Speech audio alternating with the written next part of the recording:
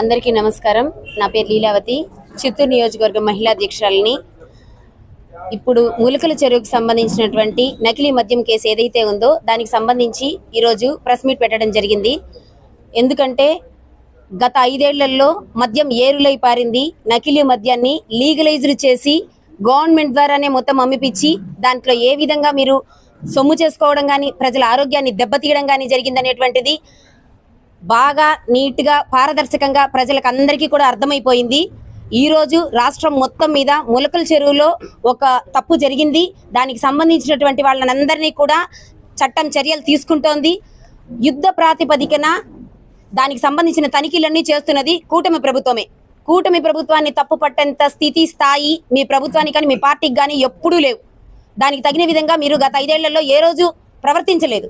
ఎందుకంటే అసలు మద్యపానాన్నే దఫాలుగా నిషేధం చేసేస్తాము అని చెప్పి మద్యాన్ని ఏరులై పారించింది మీరు. అప్పుడు మొదలెట్టినటువంటి నకిలీ మద్యం షాపులు ఏవైతే ఉన్నాయో వాటినే మేము అంతం చేయడానికి ప్రయత్నిస్తున్నాం. దాంట్లో భాగమే ఈ ములకల చెరువులో జరిగినటువంటి ఇప్పుడు దొరికినటువంటి ఒకటి కూడా. అదేవిధంగా దానికి తగిన విధంగానే చర్యలు కూడా త్వరితగతిన తీసుకుంటున్నాం.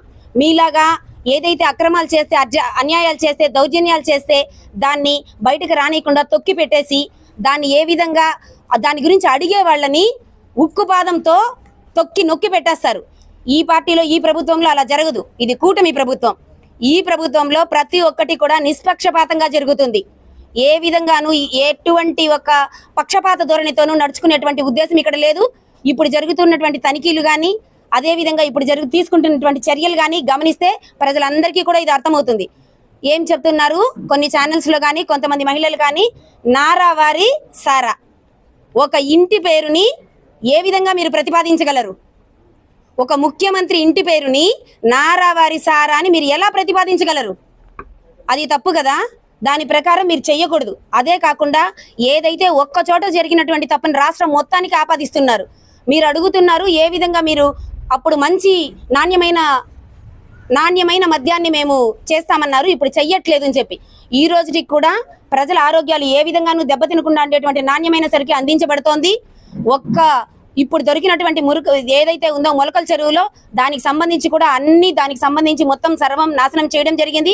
అక్కడ కూడా ఇక మీదట నాణ్యమైన సరికి అందించబడుతుంది. ప్రజల ఆరోగ్యాలు మా ముఖ్యమంత్రికి చంద్రబాబు నాయుడికి ఎంతో విలువైనవి.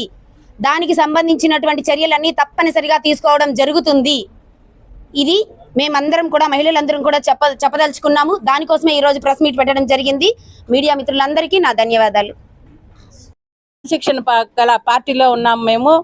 కానీ ఇలాంటి దారుణాలకి ఒడిగట్టేది మీరే అని మేము స్పష్టంగా తెలియజేస్తున్నాము. ఒకసారి మనము చూసుకోండి. ఇది ఏ విధంగా సబబు అనేది కూడా మనం ఎదుటి వాళ్ళని మాట్లాడేటప్పుడు మనం చేసింది న్యాయమా నేరమా అనేది కూడా గుర్తుపెట్టుకోవాలని మేము ఒకసారి మీకు చెప్తున్నాము. నాటి వైసీపీ హయాంలోనే ములకల చెరువులో కల్తీ మద్యం పట్టుబడింది. అక్కడున్న జయచంద్రారెడ్డి ఎప్పటి నుండో ఈ పనులు చేస్తున్నాడు. కానీ నేను మారాను అని చెప్పొచ్చి మా పార్టీలో చేరారు. సరే, ఒక మారాడు కదా అనే ఒక మనస్తత్వంతో మా నాయకుడు పార్టీలోకి తీసుకోవడం జరిగింది. అతను ఒక కోవర్ట్ అని మాకు ఇప్పుడే తెలిసింది. ఇంతవరకు ఇప్పుడు తెలిసినంతనే వెంటనే తగు చర్యలు మా నాయకుడు కూడా తీసుకుంటాడు. మేము ఇట్లాంటి వాళ్ళని సొంత పార్టీలో ఉండే వాళ్ళని కూడా ఉపేక్షించేది లేదు. మా పార్టీ క్రమశిక్షణ గల పార్టీ. మా పార్టీని గురించి కానీ, మా ప్రభుత్వం గురించి కానీ, మా నాయకుడి గురించి కానీ, చంద్రబాబు నాయుడు గారి గురించి గారిని ఇంకొకరు ప్రస్తావించే అధికారము హక్కు అనేది మీకు అస్సలు లేదు తల్లి. ఇంకోటి చెప్తున్నాను. ఈరోజు ములకల చెరువులో ఎప్పటి నుండో చూడండి, ఇది ఎప్పటి నుండో నకిలీ మద్యం 5 ఏళ్ళుగా ముఠా 5 ఏళ్ళుగా నకిలీ మద్యం దందా నడుస్తుంది. ఎక్కడ తంబలపల్లె, ఎక్కడ ఇబ్రహీంపట్నం, ఎక్కడ తెనాలి, ఎక్కడ తాడేపల్లి, ఇవన్నీ కలిసి నేరుగా తాడేపల్లికే పోతున్నాయి. ఈ సరుకులు అమ్మేది మద్యం నుంచి వచ్చే రాబడి అంతా తాడేపల్లికే పోయిన తల్లి. ఇది ఒకసారి మీరు గుర్తుపెట్టుకోండి. రాష్ట్రంలో కల్తీ మద్యం స్టార్ట్ చేసిందే మీరు. దీంట్లో ఎంతమంది ఉన్నారో చూడండి. పెద్దిరెడ్డి అనుచరుడైన జయచంద్రారెడ్డి, మొట్టమొదట పెద్దిరెడ్డి అనుచరుడే జయచంద్రారెడ్డి. ఈయన గారు ఏదో సాధిద్దామని, ఏదో మా పార్టీ వాళ్ళని ఏదో చేద్దామని వచ్చారు. ఇప్పటికే ఇతని మీద తగు చర్యలు తీసుకోబడుతున్నాయి. పెద్దిరెడ్డి తమ్ముడు ద్వారకనాథ్ రెడ్డి ఈ మధ్యనే మన తిరుపతి చంద్రగిరి మాజీ ఎమ్మెల్యే చెవిరెడ్డి భాస్కర్ రెడ్డి, అతని తనయుడు అంతా కూడా జైలు కూడు తినొచ్చారు కదా. తొందరలోనే చిత్తూరులో కూడా ఒక నాయకుడు పోతున్నాడు కూడా. సిట్టు అధికారులు కూడా వచ్చి తనిఖీలు చేయడం జరిగింది. అది కూడా మనసులో పెట్టుకోండి, గుర్తుపెట్టుకోండి ఒకసారి.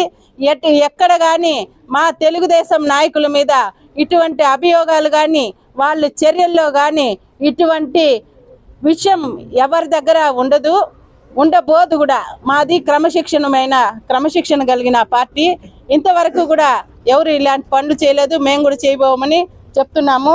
తంబెల్లపల్లికి చెందిన జయచంద్రారెడ్డి, కృష్ణా జిల్లాకు చెందిన జనార్దన్ రావు, వీళ్ళిద్దరూ పెద్దిరెడ్డి ముఖ్య అనుచరులు. కావాలని ఎలక్షన్ ముందు మా పార్టీలో పంపించి ఇట్లా కోవట్టులాగా తయారు చేశారు. ఒకటే చెప్తున్నాను, నకిలీ మద్యం బ్రాండ్ అంబాసిడర్గా మీ వైసీపీ పార్టీనే ఉంది. మళ్ళీ చెప్తున్నాను, నకిలీ మద్యానికి బ్రాండ్ అంబాసిడర్ వైసీపీ పార్టీనే, వేరే మా పార్టీ కాదు, వైసీపీ పార్టీనే. ఒకసారి గుర్తుపెట్టుకొని మీ వైసీపీ పార్టీనే తిట్టని.